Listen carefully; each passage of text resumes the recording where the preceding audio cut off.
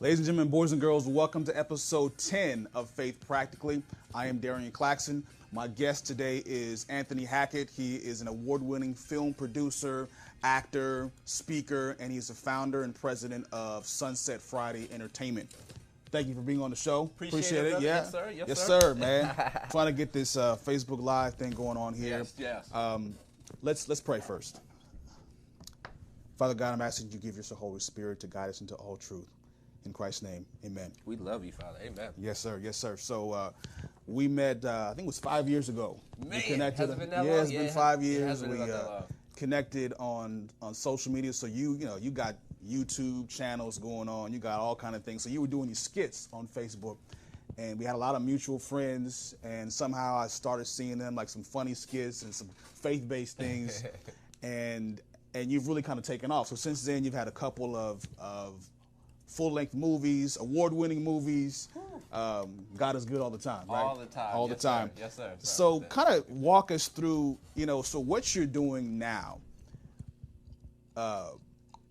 When you were growing up, going to high school, going to college, looking for a major, is this kind of what you dreamt or thought that you're going to be doing? Or if not, like, how did you get to this point now?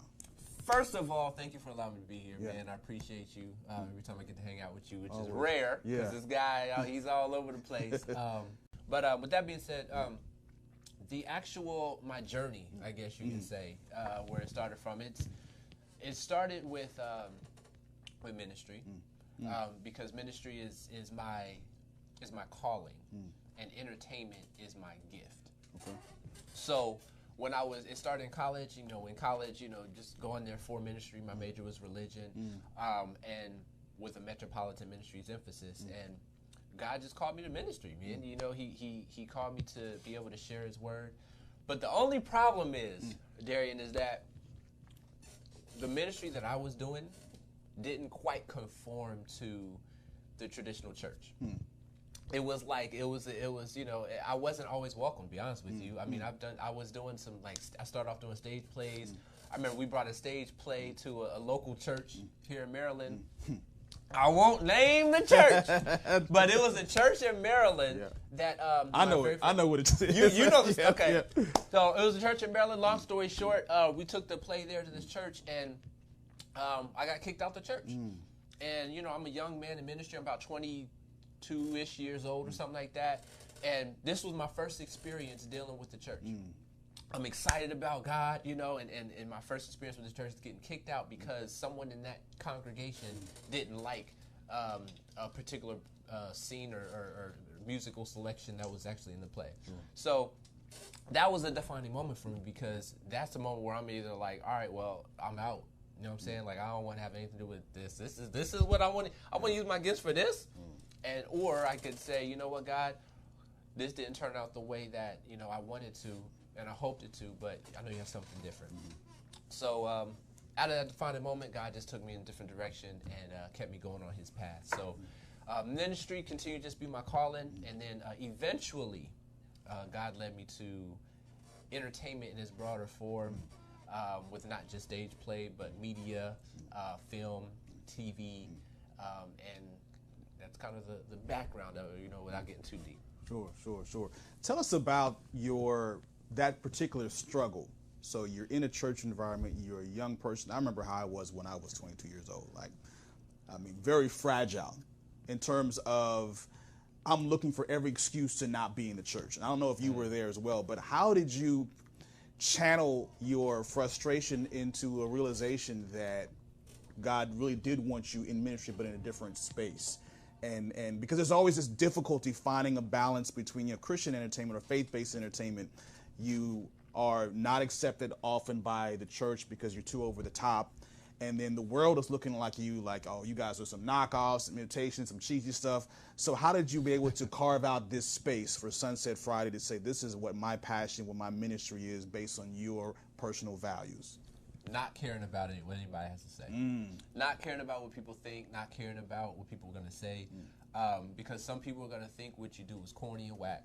Some people are going to think what you do is not good enough for the church or for God.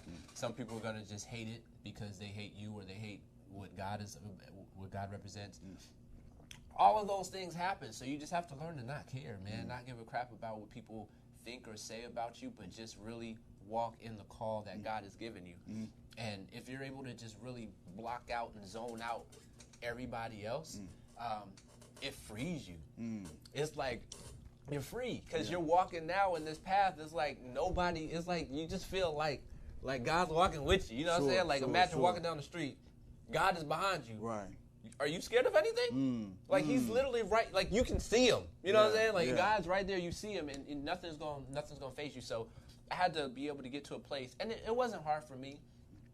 It's easy to say because that's not always the easy thing to do for people, which is simply to not care about what other people think. That's not easy at all. For me, it came pretty easy, but for a lot of people, it doesn't. So, but that is something that has to happen, especially in this area of ministry where everything is critical, everything is critiqued, everything is critiqued. That's right. Some people's ministry is praying, some people's ministry is Bible studies, etc. But none of those are critiquable. You know, like people don't really sit there and critique your prayer too often. You know what I'm saying? Sometimes when they do the church, they pray too long. You critique that guy. Yeah. But for the most part, the critique comes in entertainment, which rightfully so. It's entertainment, so everyone's taste is different. But you have to get to a place where you do not care. That's in music, that's in acting, that's in filmmaking, directing, etc. Even in preaching, to be honest with you, even that's not entertainment, but it fits in that same realm of people critique it all the time. So you really have to just not learn to not care, and that's what put me in a place where I'm able to progress forward in what it is that I'm called to do, not care. Sure. And that is difficult for some people because if you're looking from a ministry standpoint, you're looking for mentors, you're looking for people who have done it before, you're looking for people who are the voice of God, for lack of a better word. And so you may look at that criticism and say, maybe God's speaking through them to tell me, oh, I'm getting too liberal, I'm getting too out there. How do you kind of deal with the noise? Because you can say you don't care, but you also want to hear God's voice. So, for example, with you, all of your movies, who's your executive producer? God. It's God. Okay. So, and I love that. Yeah. You know, every film that you do, you show him as a producer. So you can make the argument that God is saying, okay, this person I brought into your life that's giving you this criticism is actually, I've sent this person to help you refine your ministry. So how do you weed out the criticism that you get and kind of get those gold nuggets that actually are from the Most High? Good question. So it's discernment. You know, I mean, you never want to close your spirit and your ears to what God is saying to you and what God is speaking. So for me, I'm always making sure that I'm staying open to that. But the discernment, it's just discernment. I mean, God will enlighten you, especially when you're on the right path with him. He'll enlighten you to people who are there to help and to give critical feedback and advice, and then people who are not. And for me, it's just listening to more so God than listening to them. It's still not caring. It doesn't matter if they're saying something great. You still have to have the mentality of not caring until God tells you to care. Like, don't care about what nobody has to say until God says to you, care about what that person has to say. Because if you don't, then you're going into it caring, and you can't caring too much. Especially, all right, so check this out. So me and my wife, we talk about who's more emotional in our relationship between me and her, right? And typically it's the lady, right? You know, am I right, brother? Yeah. Typically it's the woman that's more relationship. I mean, who's more emotional? Yeah. In our relationship, I'm more emotional, right? Like, we could be watching, I remember we were watching Toy Story 3. Okay. Man, that's a good movie. Toy Story 3 is a good movie. I was crying like a pup, man, because in Toy Story 3, did you ever see it? Yeah, I've seen it, yeah. You remember the moment when they was in the furnace and they was holding hands and they was about to go? And I was like, no, because, I had a relationship with these guys since I was a kid. Right. And so I'm crying, and my wife looked at me like, fool, are you serious right now? You really crying on this cartoon? Yeah. But people in entertainment are typically very emotional people, especially those who are actors. I mean, we bring out our emotions in our craft. So because of my high emotion, I cannot get attached. I can't let people win. I can't care what people have to say because it's gonna affect me. So I have to put up this wall until God allows me to lower it for this person. we're that person. And anybody who is more of an emotional person has to, in my opinion, consider dealing with things that way. Whereas you allow God to let people win rather than you letting people win yourself. And that's just what's worked for me personally. Mm-hmm. Sure. Talk about the space of faith-based entertainment.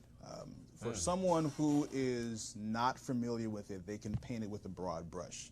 But if you watch like Pure Flix, there's a whole gambit of faith-based movies. You have your positive movies that are not really faith-based, but you don't have any cursing or over-the-top violence or sexuality. You've got your action movies, your apocalyptic movies, you have comedies. Talk about that and maybe your challenges in finding what was the space that was right for Sunset Friday entertainment. The space that I have for, that God kind of led me to, and then even just faith-based, the entertainment world in general, it's, in 2019, it's a lot bigger, a lot more congested, a lot more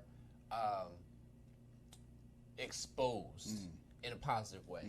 And it's good. Like, I really, there's no complaints, to be honest with you, outside of you got to keep your game up now. Because before, man, look, when you think of Christian movies and stuff, oh my goodness. Cheesy.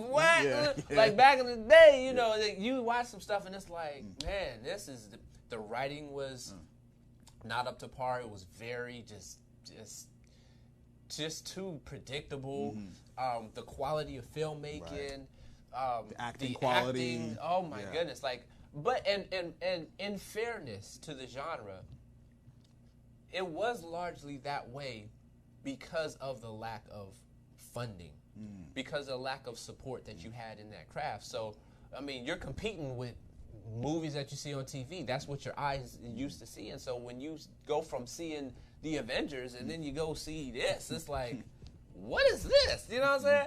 But that's because of there's a drastic difference in what is put into that movie versus that Christian movie that was probably made for no money, volunteer actors, blah blah blah blah blah. So, but with that being said, now the genre is continuously evolving and getting more funding, getting more support, getting more resources, so that the quality of production from the storytelling is something separate. That should never be whacked.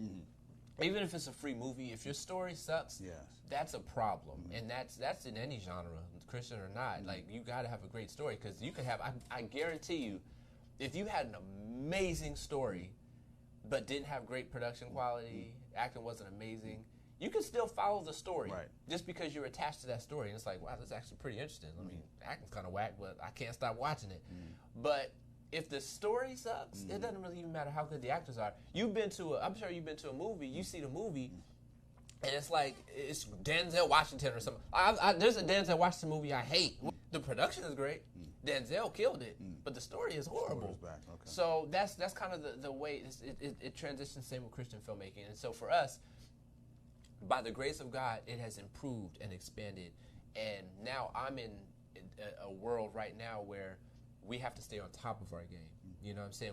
Our storytelling has to be top notch, and we have to do our best to get as much as we can to up that production quality and acting. So that's where we're at. That's where the world, the faith-based genre is today. It's in a good place, but it definitely needs, it's still room to grow, but it's definitely in a good place. So in terms of coming up with a story for faith-based film, how do you craft it in a way that you know is going to, because, you know, my wife and I just watched a faith-based film for our anniversary, but when you watch it, it's clearly designed for an audience of Christians. In other words, the average person off the street, they see like, nah, I ain't with that, right? So how do you craft your storytelling in a way that can appeal to someone? Because your idea is ministry, and you want to minister to people who don't know the gospel or not very familiar with it. So how do you formulate a way to attract that person and don't, for lack of a better term, scare them off, but also have enough nuggets out there to be able to minister to them and appease those who are coming in with a faith-based background? So, real quick question. Do you remember what movie it is? I think now that I'm talking to you, I think it was Overcomer. Got you. Yeah. Okay. Got you. So, I want to address your general question, then I'm going to address that movie. Okay. So, like with Overcomer, the filmmakers are the Kendrick brothers, right? Yes. And so the Kendrick brothers, they're known for making films that are literally for the Christian audience. Right. It's Fireproof, War Room, yeah. Mm-hmm. Like shout out to Kendrick brothers. Yeah. Great films for the Christian audience. Mm-hmm. Now, with that being said, a lot of their films, generally from other people, aren't really seen so much as outreach as it is in reach. Okay. In reach to the Christian audience, outreach to the non-Christian audience, because typically it's marketed as a Christian film. It has strong Christian values, etc. So the average person who doesn't really like Christian movies or just Christian isn't even going to see the movie. Right. They're not going to go even in the theater to watch it, because why would they? But Christians, they'll go see it. It's relatable themes, etc., etc. So there's Christian filmmakers who make films. Their intent may be for outreach, but if it's marketed as a Christian film, if the values are strong as a Christian film, it's only really, for the most part, going to reach that Christian audience. And then there's Christian filmmakers who create films that are not necessarily marketed toward the Christian audience per se. It's more of an anybody audience, but they still have those same Christian themes, but it's not as in your face as some of the other films. So there's different ways that artists or entertainers, etc., go about that. For example, I'll give one. There's a movie called I Can Only Imagine by the Erwin brothers. Okay. Now, although that was kind of technically marketed to a faith-based audience too, it also wasn't. It had more of a general, feel good. Yeah, you could say that. It definitely had spiritual, it had God in it. You could tell it was all about God, because the movie itself is about a song. Yes. So, but with that being said, it still wasn't. You didn't feel like it didn't really feel like a Christian, like you were watching a Christian movie. It just felt like you was watching a movie, and that's the direction they took with the film, and it was great as well. Two different styles. So, for me, for us as Sunset Friday, when it comes to creating a film and drafting a film, I always listen to God on what that is, but he always tends to lead me towards films that relate to my own experiences in some way, shape, or form. As a black man, as my relationship with the church, or my experiences that I've had. A lot of writers, a lot of who they are is on the paper, and now it's just crafted in a way to make a good story out of it. As opposed to taking like a story, like I want to do a documentary on you. You know what I'm saying? I haven't really dove into that aspect of it. But that's kind of how it's drafted, and then from that, God transforms that story into something that is going to hopefully, Lord willing, be able to reach a broader audience. I like reaching just the Christian audience, but I also like reaching the non-Christian audience with a inspirational message. So I like both. Sure. And I can mess with both. Sure. Like I'm thinking about your films now. Crisis Call, formerly Catastasis. That probably was. It was a pastor, but I think that would appeal to a regular audience. In other words, it didn't come off in the trailers. From what I remember, this is like 4 or 5 years ago. It didn't come off like it was overly Christian. The same with Love Different. Love Different came off as a comedy. You had Kevin on Stage was in there. You had this feel with Tommy, rest in peace. So you had a lot of these elements that seemed to be able to appease or to be able to bring in someone from the outside. So I think that you have a good balance there. But I like what you're saying about reaching the community, the faith-based community, because if you go to church, there's always a difficulty with dealing with the needs of the members. So we're always going out and going out and going out, but people coming to church just feeling broken, like, what about me? What about me? So I know that your ministry is definitely focused on doing both of those. Now, let's transition to you as an actor. Okay. If you are a plumber, could be a Christian. Plumber is a secular job, right? So he or she is going out, this is how they're making their living. CPA, programmer, whatever. But it seems to be that when it comes to entertainment, musician. I'm a musician. The feeling is if you are Christian. You're a musician? Yeah, I play the piano. Okay. Yeah. I didn't know that. It seems to be that the idea is, well, you should only be doing Christian music. You should only be doing Christian entertainment, Christian acting. So even though you're doing this to pay your bills, you know what I mean? Like, that's the feel. Like, for me, I can probably count on one hand the number of secular paid gigs I've done as a musician. Everything else has been in the church-based framework. Is that the same thing for acting? Like, do you get flack? Because I know you've done commercials and you've done things that are outside of the faith-based world. And so I know your feelings on that, but kind of tell me some of the challenges of an actor. You mentioned the demographics, being a black man, and I think you've posted on social media the difficulties of the kind of casting calls, the kind of roles that you kind of pigeonholed into. So if you're trying to do this on a full-time basis, you got 2 daughters, you got a wife, you're trying to feed your family, like it's slim pickings. So how do you approach that with a Christian mindset, but still trying to feed your family, trying to provide for this family that God has entrusted you with? What are some of the challenges you've dealt with in that capacity? Good question. So you've heard of Devon Franklin? Yes. Okay. He said something in his, I believe it's his first book, and I'm paraphrasing, but he said, if a door opens that doesn't fit your faith, I argue not to walk through it. And that applies to, and he was speaking, in general, like, but from his world, his faith-based world, I mean, his entertainment world, that's what we have to deal with as actors, entertainers. We have to, when we're presented a door that opens for us, whether that's an acting gig or a music gig or whatever the case is, if that door, for any reason, doesn't fit your faith, like if you can't walk through that door and also carry your faith with you, then don't go through that door. Because if you try to go through that door, guess what? You're going to have to leave your faith at the door. Right. And now you're inside this world, and you left God behind.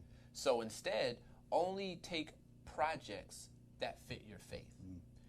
Now, what that means is, that doesn't mean every project has to be Christian. It means that every project you do cannot compromise your faith. So that's how it is with me.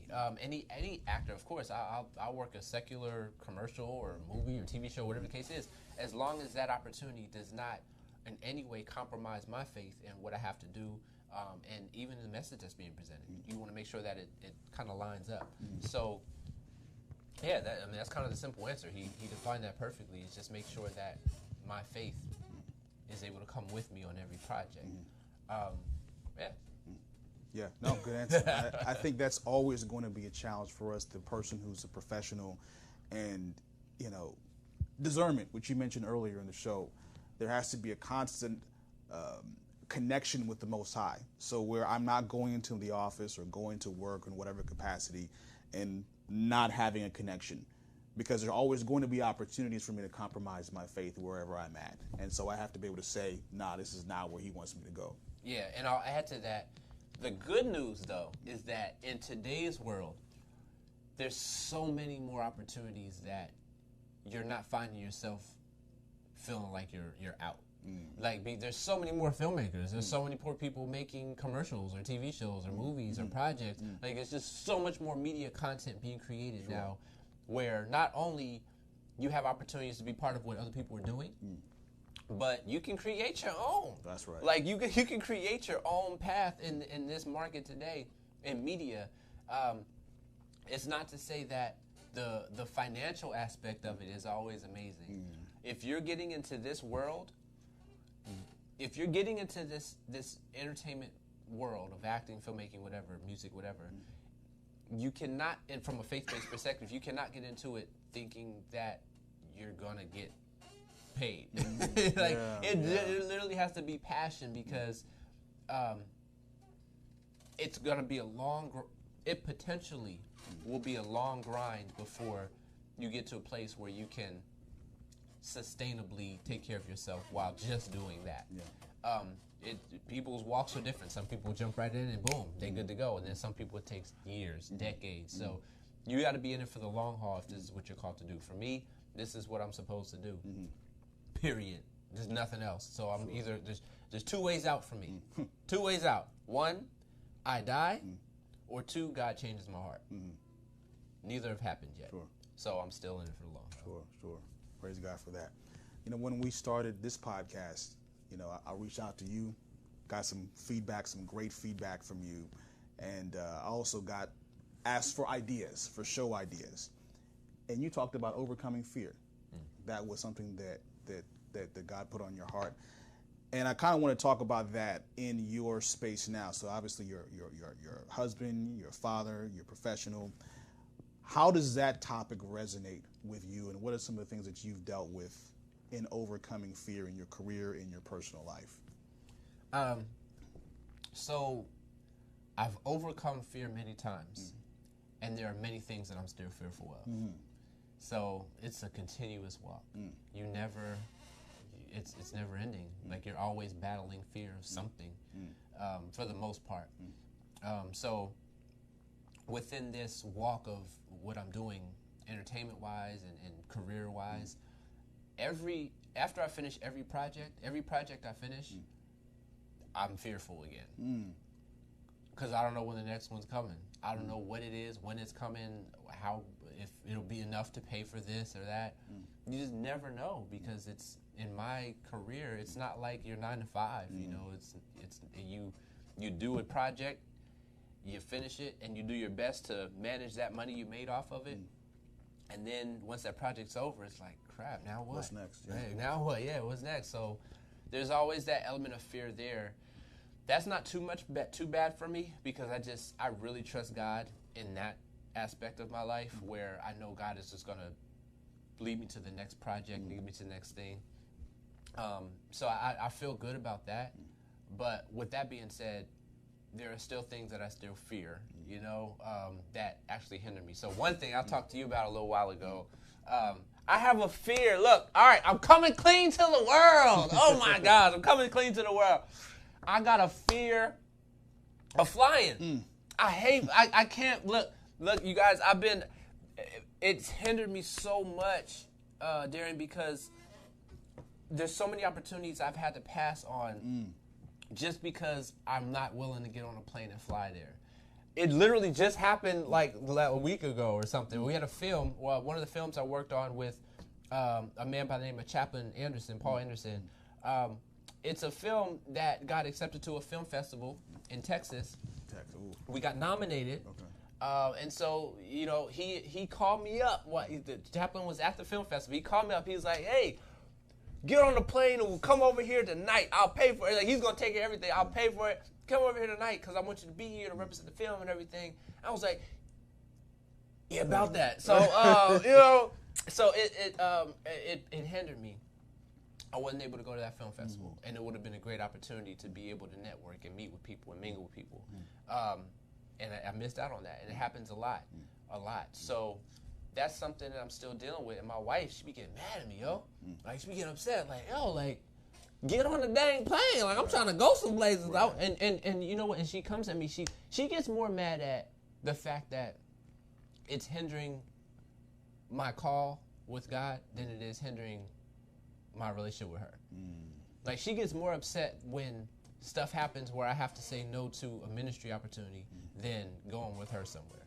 Because she understands that this is something that's keeping you from really maximizing your potential and what God is calling you to do. And you being stupid by just being scared to get on the plane. So get on the plane. Like God, when it's your time to go, it's your time to go. God's gonna. It don't matter if you're gonna plane or not. If God wants you to go, you out, even while you sleeping. So what are you scared of? And so that's something I'm still working on, man. But here's my thought on that. All right.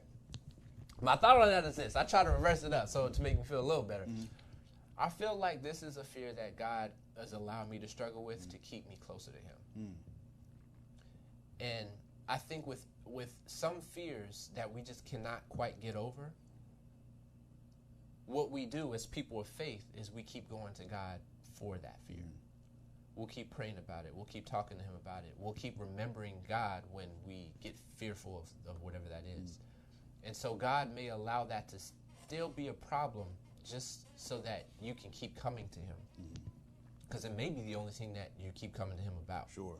So I'm assuming in my walk, in my relationship with Him, that is something that is allowing me to stay connected with Him. I mean, I stay connected with Him, period, but it's just another aspect of something that does that until that moment where I'm able to overcome it with Him. I'm still working on it, though. Sure. Well, the thing about fear is we know it's irrational. Like by definition, fear in most contexts, because you can logically map out the reasons why you shouldn't be afraid of what you're afraid of. In this case, getting on a plane. You know that there's way more car accidents. You're far more likely to die on the ground than in the plane. And so we can have this conversation in theory till we're blue in the face, but practically getting on the plane and dealing with the turbulence and dealing with all that stuff, I don't know what experience you had to set that up. We don't have to get into that. But we know that we can't describe that feeling. And so, and we look in passages in the Bible, and again, it's very theoretical. There's text after text where God is saying, if you fear, then you are outside of my protection. That's why it's like, fear not, I'm with you, I will keep you, you know what I mean?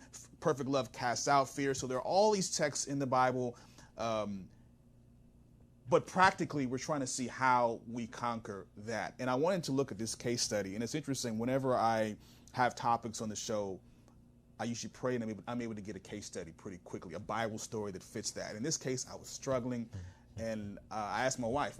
She was sitting next to me, and I'm thinking about Gideon, which we've done on the show before.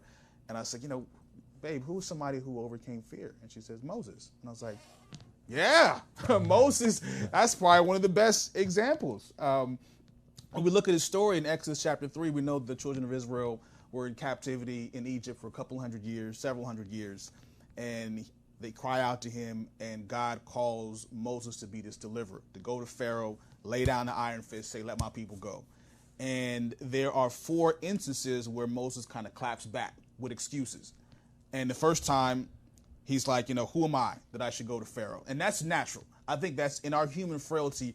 Jeremiah did that, Gideon did that, Mary did that. So that's usually the first response, like, wait a minute, you're telling me something that I consider to be impossible. So that's kind of the natural thing. And then God goes and says, hey, I'm going to be with you, fear not, this is my name, et cetera, et cetera. Here's what I've done in the past, Abraham, Isaac, and Jacob, I'm going to do it for you. But then from that point on, now we see that's fear that comes into the equation. Because the second time, he says, what happens if they don't believe me? And so now fear is coming to the equation. Worst case scenario, here I am in this comfort zone. I'm chilling in Midian. I'm watching sheep. I'm an exiled murderer. Ain't nobody chasing me. Ain't nobody after me. If I go back into this place that's outside of my comfort zone, what could possibly happen? And here's when I want to get your perspective, because at this point, God, who is speaking to him face to face, right? I mean, Ish. Yeah. Well. Through a burning bush. Well, but we always see in the Bible that Moses and God, they had a special relationship, unlike anybody else.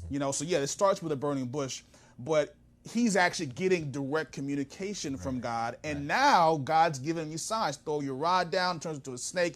Pick it up again, turns back to a rod. Put your hand in your side, it becomes leprous. Put it back, it's fine again. Pour out the water, it turns into blood.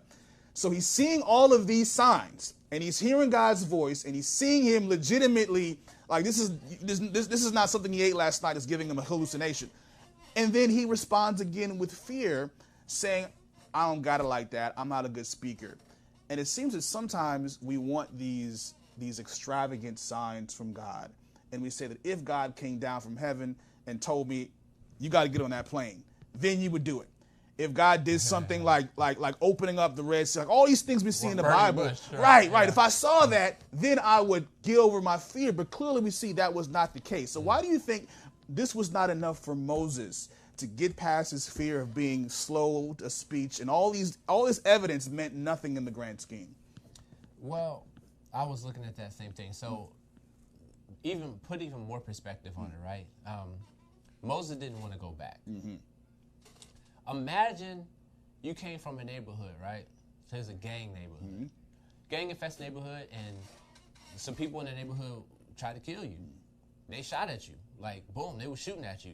You were able to get out that situation, and you terrified because these people in this block is ready to kill you. Mm-hmm. And you get out, you move to another state, and it's a nice state. You got the nice, big houses and everything. You good to go, right? Mm-hmm.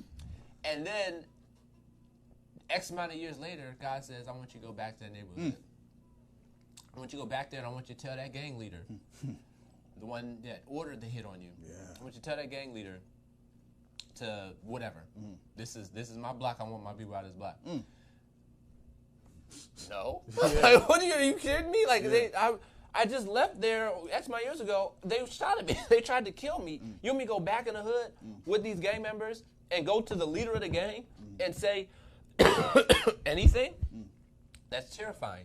And so when I was looking at that, that story paralleled it to Moses. Like, this is really real. Like, he was really terrified. Like, he really was trying to get killed, and he didn't want to go back. And he knew that people were trying to kill him. At least at that very moment. He later goes on to God clears that up. But with that being said, it's relatable. I get it. I get why he was scared. Even if God, through this burning bush, was talking to me and telling me these things, that is right there still. Like, I get it, God, but I haven't seen. I see you turn a snake a stick to a snake. I seen you make my hand leprous and then take it away. But I've also seen people try to kill me. And so I haven't seen you, God, deal with that yet. So God gave him signs to prove and show the power of God, but God didn't necessarily directly touch on the thing that he was scared of. And it takes amount of faith to be able to still progress in what God is saying, even though you haven't seen what God has already done or is going to do. So from my perspective while reading it, I was just seeing that I was just relating to Moses. I was like, man, I get why he's terrified. I get why he's scared. And I understand his hesitancy in going based off of that situation because I feel the same way. So, yeah, I mean, that was just my initial response to that. Like, I get it. And that's how it is for all of us, for a lot of people. For a lot of us, sure. And assurance after assurance comes from the Most High. We see, later on in chapter 4, where, again, he's seen all the signs, and he's giving excuse that he's not a good speaker, and God's like, yo, I got you, man. I'm the one who gave you the gift of speaking. I'm the one who has your, but you talked about God. If God's behind you, you know that you're good. Exactly. That's my big brother. Yes. I can go any hood. I have no issues. And the fourth time God gets upset, it says in verse 14, the anger of the Lord was kindled because Moses basically checks out. He's like, you know what? I see all that. I hear all that. Send somebody else. Like, I'm just not the one. You made a mistake, God. Send somebody else. And God's like, bruh, okay, your brother Aaron, take him with you. You're going to be the mouthpiece. You'll be, you know what I mean? But he's like, get out of here. Just go. You see what I'm saying? And there's very few times we see God get upset, but he's really getting upset with his boy. But one thing that one of my ministry brothers, Brad, pointed out to me, because you guys can read a text over and over again and get something new every single time, right? This account, I've literally probably read hundreds of times in my life. And I'm praying with him, and he's like, yo, check out the plagues. So after all of this back and forth, and then when he finally encounters Pharaoh, the first few plagues, the language is, say to Aaron, have Aaron throw down his rod. The first plague of the waters becoming blood. Say to Aaron, take your rod and stretch. The second plague, the frog. Say to Aaron, like it's always Aaron being the one who's stretching out his hand over the waters, who's being the person that's receiving the orders. The third plague with the lice, same thing. But by the time we get to the fourth plague, now it's just God and Moses. The Lord said to Moses, you rise early in the morning. You say this, you do that. And for the remainder of the 7 plagues, it's God and Moses. So we see this progression where he has overcome his fear. And I guess I'm going to get your perspective. How do you think that happened? How do we transition from someone who's afraid, who's relying on his more eloquent brother to do the heavy lifting, to now he's actually able to do it himself? Experience with God. The more experience Moses had with God in that whole situation, the more his faith was built. And that's the same with all of us. You know, the more experience we have with God, the more experience we have with God, our faith continues to increase. Real quick, when God got upset with Moses, right? This is the crazy part. God is slow to anger. Right. Like, God is slow to anger. He don't get upset easy. So the fact that he, at a certain point, got upset a God who is the most patient being in the existence of anything. He got upset at this man's lack of faith. And I'm like, dang, God, like, he must be mad. Like, he must be, like, it gets to a point where God's like, Anthony, you're getting on my nerves now. Yeah. Like, will you just do this? You know, it's like, to hear that God got upset with Moses, and he's so patient, so loving, so kind. It lets me, and it just reminded me that, man, having faith in him is something that he not only wants, he demands. And when you're not obedient to what he wants, at some point he's going to get upset. Moses was blessed that God's upsetness didn't lead to death. Now, there was a point in here, I believe, where it said that God tried to kill Moses. Do you yes, that? Along the way. Yeah, it was I guess because he hadn't circumcised his son. It was after they were coming. And his wife circumcised his son and spared his life. Yes, the life of Moses from that was before Moses reached Egypt. So God, like, people look at Moses like that was God's guy. You like God was about to kill Moses. Yeah. God was about to wipe Moses out. Yeah. If it wasn't for his wife. Woohoo! Praise God for the wife. Praise God for if the it wife. wasn't for Moses' wife being more faithful, there's two aspects of faith. There's having faith and there's being faithful. Two totally different things. Having faith in God is believing. It's believing, knowing, without a shadow of a doubt, he will and can do something. Being faithful is the action behind that faith. It's saying, you know what? I not only have faith, but I'm also going to be faithful and do this. Moses wasn't faithful in that moment. His wife was. Moses may have been working on his faith, but he wasn't faithful. His wife was. So having those two things combined, and moving forward to what you were talking about, Moses, at that moment where he was going through the plagues, and then plague by plague, God was speaking to Aaron. Moses was being faithful and continuing to build, but his faith wasn't where it needed to be, at least in my opinion, until that moment where God started directly speaking to him. Because when God started speaking to him, that was the moment in which God knew that, okay, he's ready. Like, now you can do this thing. So there's the difference there, and in my opinion, you have to have both. You have to have faith. You have to be faithful. And if you miss those things, at some point, God is going to get upset at you. And who knows? Because God doesn't always get upset and still bless you. Sometimes God will get upset and destroy you. So wherever you're at in your relationship with God, God knows Moses' heart. So that's a whole different story. But with us and with me personally, I believe that God sees my heart, and he knows where I'm at in my faith, because there's certain things I'm more faithful than I'm not, than others. But as long as I'm able to keep being faithful and showing God that, okay, I'm willing still. I don't know what's going to happen there, but I'm willing to take the steps to get there. Then God has something to work with, and he continue to work on your faith. And I think that's what he's doing with me with this whole plane thing. Yeah. I'm not being faithful. And I don't have faith. So I'm at a double whammy. And I hope God, I hope he continues to be patient with me before he gets upset. But, yeah.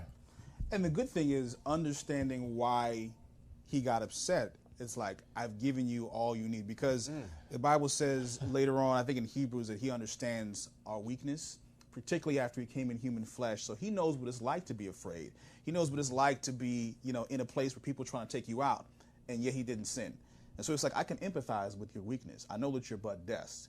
And so if I'm putting myself in your shoes, and I'm saying, even from your perspective, you should have more than enough evidence to know that I got you, and you still aren't being faithful, now we got a problem. Yeah. Because there are people who I have called you to save who are in the process of being lost because of your lack of faithfulness.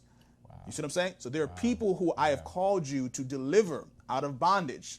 In Moses' case, it was the children of Israel. In our case, there are ministry opportunities that we have. And when I say ministry, I'm not just talking about preaching, et cetera, et cetera. Like each one of us have a different ministry. And we get glimpses into things that you could be doing. So you got a glimpse of this show, this event in Texas. Who knows who God could have had you meet when you're out there? It could have been a blessing for that person or those individuals. Could have been a blessing for you. And so he's like, yo, I'm limited by your own self-imposed limitations when I've given you all the power that you need. And so I believe that, from a listener's perspective or watcher's perspective, there are things that you're dealing with, the fears that you have, natural that you have. And it's easy to say, it's easy for me to tell you, just get on the plane, just get on and do it. Just like it would have been easy to tell Moses, yo, just go and do it. But I guess practically, I'm asking you, what do you think a step would be for you? Because your experience with God is going to get you to a point where it's no longer fearful. You could be on that plane and you're just holding on tight, and now you're praying. So instead of watching a movie or reading a book, you are just having that connection, and that takes you to the next level. What do you think practically, even if it's not about yourself, but someone who's dealing with fear, how do you think we can look at this story here in Exodus and see practically how we get from the theory of understanding the faith aspect to practically being faithful and taking it into action? That's a great question. And my wife asked me a similar question, specifically pertaining to the flying situation. She said, what's it going to take? What is it going to take? And so I get it. What God's going to do is if I don't make the step myself, he's going to create a situation where I have to do it. That simple. God, if you don't take that step of faith yourself, and God has called you to something specific, then he's going to force a situation where you have to take it anyway. You have to. And I told my wife, I said, you know what, one day there's going to be a reason why I have to get on a plane. There's no other option. I literally have to do it. And if I'm ready or not, here I come, because I have to do it, period. And so that's what I think God is going to do, unless I'm able to move before he has to move for me. It's still gonna, even if he forces that situation, I still have to move forward and do it. But God knows me, and I think that's the whole point. God is willing to work with people that love him. If you love God, even if your faith is wavering, if you love God, he's willing to work with you where you're at. And he'll go as far as to do whatever it takes to keep people that love him on his side. So I don't believe God will ever, he'll never leave me. I'd be the one to leave him. Right. He would never leave me. But I also believe that God never wants me to leave him. I believe I'm in a relationship with him where he says, okay, this is my servant, and I've called him to do some things, and he's been faithful in some, but he still has some work to do. So if he's going to be acting up at some point, I'm just going to have to force a situation where he has to make it happen. And that's what I think it's going to take. It's going to take one or two things, either God forcing it or me just doing it. Either way, it's going to happen. Sure. It's that simple. God, when you're dealing with God, it's going to happen. It's just a matter of how and when. Sure. And in my experience, the latter is far less comfortable than the former. In other words, when God throws you in the deep end of the pool, that's more unpleasant than had you got in yourself, right? There are times where I don't like being in cold water. I really hate it. So if I'm going into the beach or going to the pool, I'm just going extra, extra slow. It takes me 10 minutes to get in that mug, right? But it's easier for me to just dive in than for somebody to splash water on me or somebody to dunk me. That is just I wasn't ready. That's my feeling. If I do it myself, it's a lot better than somebody else doing it, And I believe that with God, it's the same way, where if we take that faith, the evidence he's given us, and we dive in, it's far more conducive for us than if he has to be the one who does it. We always end our show with a section I call self-check, which basically is being introspective and taking some of what we talked about today to practically help someone that can implement those today. So firstly, getting back to the industry of faith-based entertainment, someone who feels called to that ministry, what are some tips you might give someone they're just coming out, they're just starting out? What classes should they take? How can they get to that space? First and foremost is, from my perspective, it's establishing that with God first. If you are a Christian, if you do believe in God and have a relationship with Him, it's just making sure that you establish that with God first, because literally it's going to be God that sets your path, and He'll also be the one to support you along that path. So just making sure you and your relationship with God is growing. It doesn't have to be perfect. It doesn't have to be great. It just has to be growing every day. So that's where it starts for me. But then outside of that, logistically speaking, it's a matter of just doing it. You know, I work with an actor. His name is Mahershala Ali. You familiar with who that is? Yeah, sure. So I worked with him on the set of House of Cards once, and I was his stand-in, actually. Okay. Oh, wow, so, really? Yeah. So he was, performing the scene. Then after the scene was over, I was walking him back to the trailer. Back to the van where they were going to take him to the airport. And so we were talking. He gave me some advice. He said, Anthony, listen, keep working your acting muscle. And he was like, he's strong, like pretty strong. Like, you can tell he works out. He's like, keep working your acting muscle. He said, don't worry about money. Don't worry about anything. He said, just keep acting. It doesn't matter what it is, if it's paid or not paid. If it's a play or a movie or a TV show or a commercial, whatever it is, keep acting. Why? Because if you keep working your acting muscle, guess what's going to happen? Stronger. You just get stronger, and you're going to get stronger, and you get stronger. And then when the opportunity comes, guess what? You're going to be ready for it because you're strong. You're going to be good. You're going to be well crafted. So just keep acting. And I took that and I live that, not just with acting, but with filmmaking and everything. Whatever it is that I'm trying to do, just keep doing it. Act, make movies, make skits, make plays. Like, I've made a multi-award-winning feature film, right? And boom, some people are like, oh, right? But no, outside of that, I'm making little Facebook skits. Right. I'm doing a commercial here. I'm working on this project. Like, I'm still doing whatever it is. Content. Just keep doing it. Why? Because guess what? I'm so much now a better editor now than I was when I did my first movie or my second movie or anything. Like, I'm really good at editing now, or at least better, still growing. Same with acting, same with filmmaking. So just keep working the muscles of whatever it is that you're trying to do and keep doing it. Make sure your relationship with God is growing, and then make sure you're growing with whatever craft that is that you have. Just keep doing it no matter what. Okay. Also, fear in terms of, let's say that you're in that space and you dealt with some of the things you've dealt with, some blowback from the church. Maybe this is your family church. Like, they invited you to do something, and your parents are there, you have friends that are there, and you feel ostracized. You talked about not caring, but practically, what is something you could tell someone in terms of they're dealing with this, they don't want to leave this church, they feel like they've left a bad taste in their mouth. How do they handle the discouragement and the fear that they're feeling in that moment?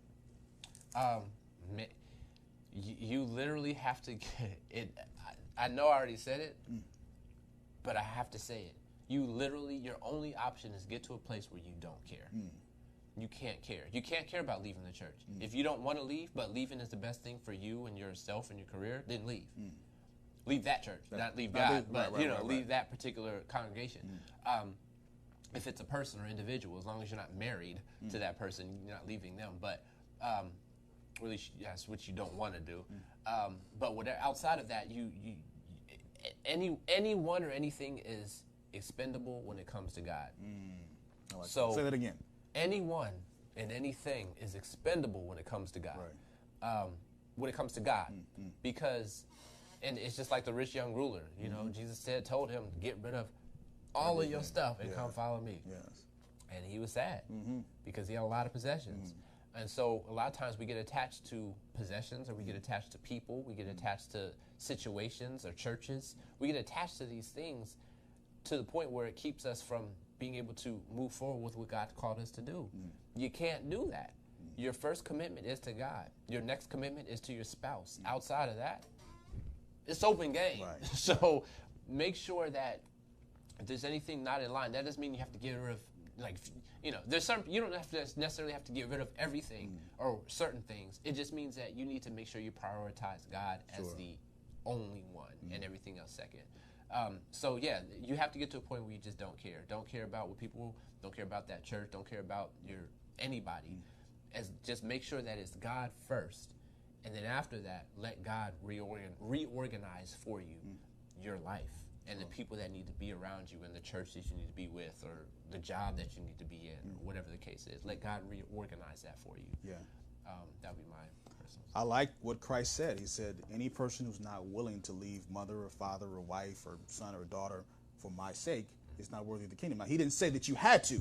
Exactly. He just said, if it comes down to it, God forbid, I'm the one thing that you should hold on to. Exactly. Nothing else, like everything should be fair game. So that's definitely biblical. Folks trying to find you, where can they find you on social media? What's some of the things you're working on, projects, whatever have you want to give a shout out to? I want to give a shout out to my wife. I was playing. I do want to give a shout out to her too, Adada. Hey, but no, you can hit me up on our website for our company is Sunset Friday. That's SON, like the Son of God. SONSET Friday. SunsetFriday.com, and you can check out some of the projects we've done on that website there. Anything that you got coming up that you want to tell the viewers about? Man, yeah, you got a good plug. Whoa, you know what I'm saying? So, actually, so we do have one project out now. It's a short film called Salute.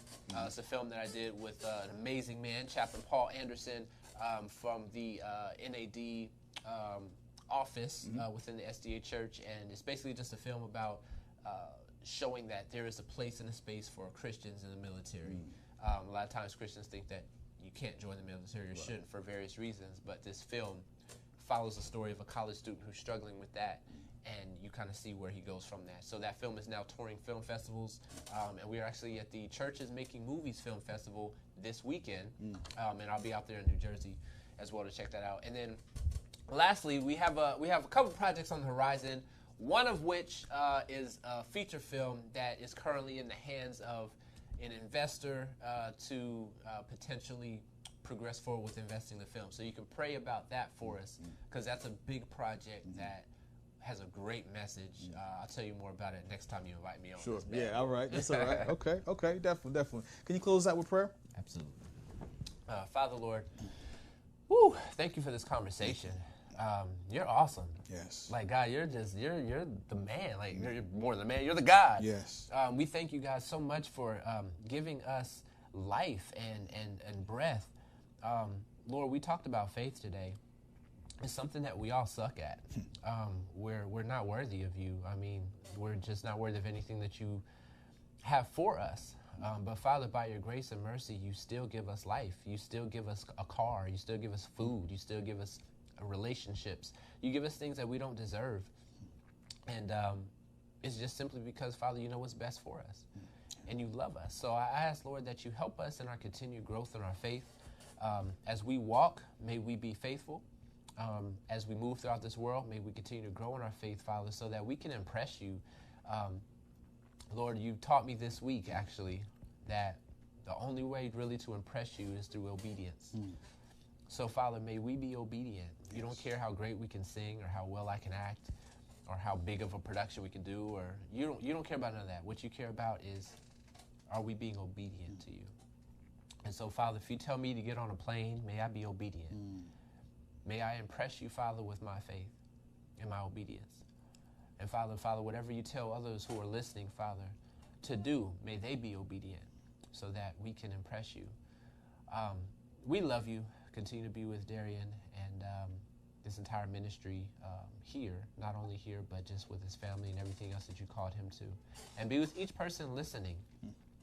There's someone out there struggling with something. They have a faith walk of their faith journey, and I pray, Lord, that you bless them along their journey, whatever that is, that you allow them, Father, to continue to grow closer to you. And bless the engineer here, Father, in this great studio, and continue to give him great resources and opportunities to create platforms like this for people like us. We love you. Help us have a great day. In Jesus' name we pray. Amen.